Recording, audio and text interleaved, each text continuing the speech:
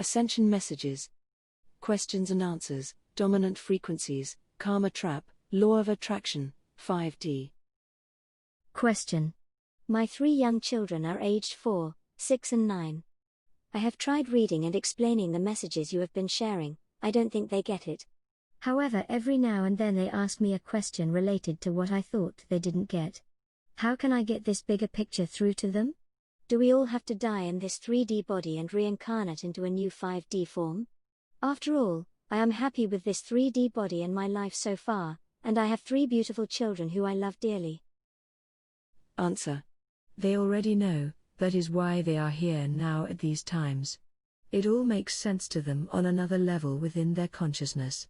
We have spoken before about the dominant frequencies that override lesser frequencies. This is how the lunar matrix and timelines work. You are your children's dominant frequency in your family. They have not gained their independence yet, so your children are resonating in sympathy, matching your frequency.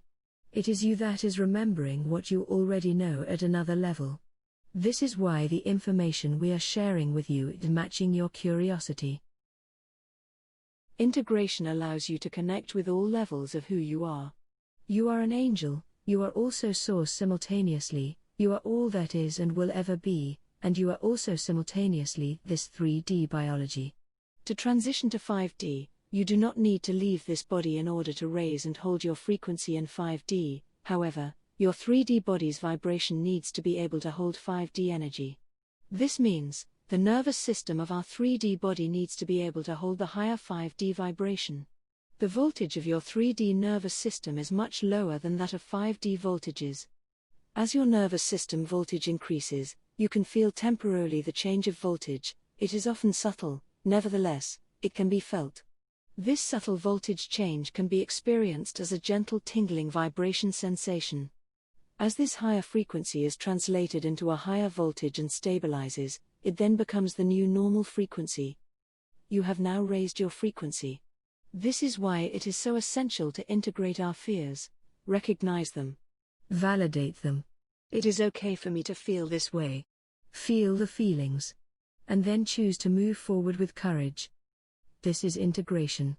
Every time we change an emotional belief or program around fear, our vibrational frequency is raised. The mind-controlled weaponized coronavirus 19 and its variants is there to create fear globally, and it has been working with the uninitiated. Find the courage that you already have deep in your being to face your fears, and raise your frequency into 5D. Teach your children the same. Give them the imagined bedtime stories, fire their imagination, tell and retell these stories. Your children will find this transition easier than you, as they have less baggage to deal with. In this way you will be teaching your children how to create with their mind the world they want to live in. Teach them right now that they can and do create their world. That is your work, to teach them their independence so that they can create their own future. Every single human needs to take responsibility for their own mind. There is only now. We envelop you all with love, and are with you every step of the way. Question. What happens if I don't succeed in raising my frequency high enough? Does my karma bring me back to relive a 3D experience again? And what happens to my soul? Answer. Let us first deal with one word within your inquiry. Karma. Karma is one of the biggest traps on your planet today. It is outdated, and no longer fits into the new frequencies of the current evolutionary spiral of consciousness expansion. Karma is an old idea that serves as a trap on this planet. Between incarnations, our soul is source. We carefully choose our next biological incarnation. This is duality. Source and simultaneously a fragment of source, however, unequivocally connected to one great all. As shared previously, 99.99% of all physical incarnations within this galaxy are 5D. There are only 10 planets that host 3D realities, and Earth is the key planet that the regressive beings are vehemently defending for their own survival.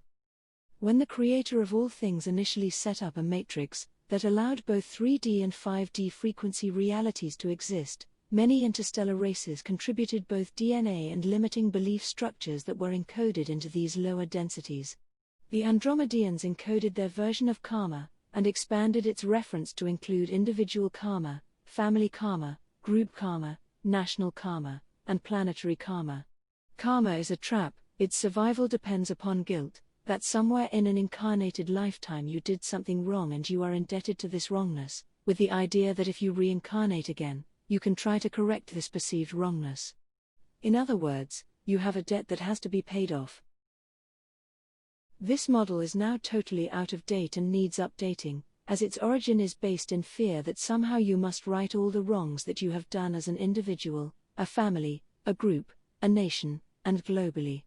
Karma is mind control and requires immediate deletion from your mind, group mind, and your vocabulary.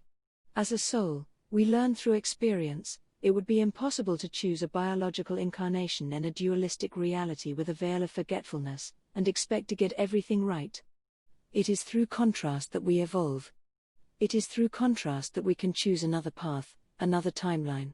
When these choices are made and fear is integrated, we add that experience to our soul and grow. We build our soul experience by experience. In many Eastern philosophies, karma plays a huge role in trapping the soul.